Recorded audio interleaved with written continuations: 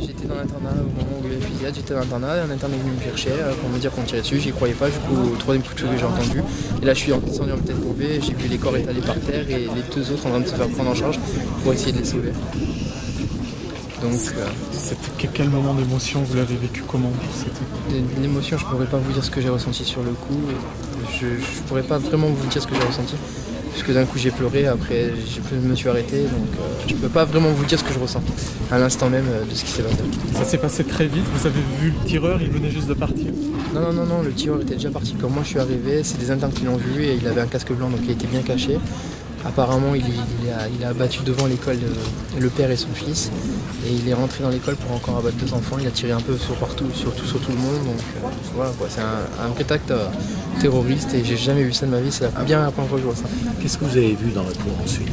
Dans la cour, j'ai vu deux gosses par terre, pris en charge immédiatement par d'autres élèves et des parents, allant pour les mettre à la synagogue pour les sauver, pour essayer de les sauver, faisant des bouches à bouche et du massage cardiaque. Et sur le trottoir, j'ai vu malheureusement un père allongé à côté de son fils mort. Une scène de massacre? C'est plus qu'une scène de massacre, je trouve ça.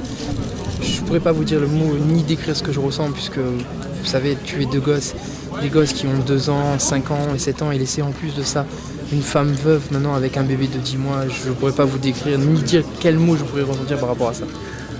Apparemment, il a fait preuve de beaucoup de sang-froid, son arme se sera enrayée, il aurait pris la peine de changer d'arme.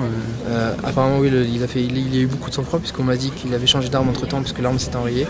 Donc en fait, il a eu aucune pitié ni quoi que ce soit, puisque vu que l'arme s'était enrayée, il s'est énervé, il a pris les gosses, il les a mis à 4 pattes, il a tiré une balle dans la tête et voilà. Ça, c'est ce qu'on vous a dit?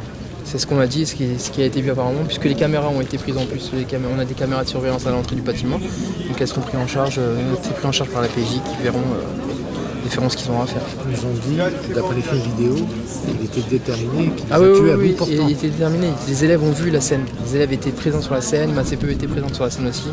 Elle a vu le tueur à bout portant et j'ai même des raves, des copains, des collègues à moi qui l'ont vraiment vu, qui étaient prêts à tout faire, à tout. Ils tiraient tout, n'importe quoi, comme si on était des pigeons à l'envolée. C'était une exécution apparemment. Oui, tout à fait, une exécution. Une exécution, non, moi j'irais plutôt un acte terroriste. Ouais.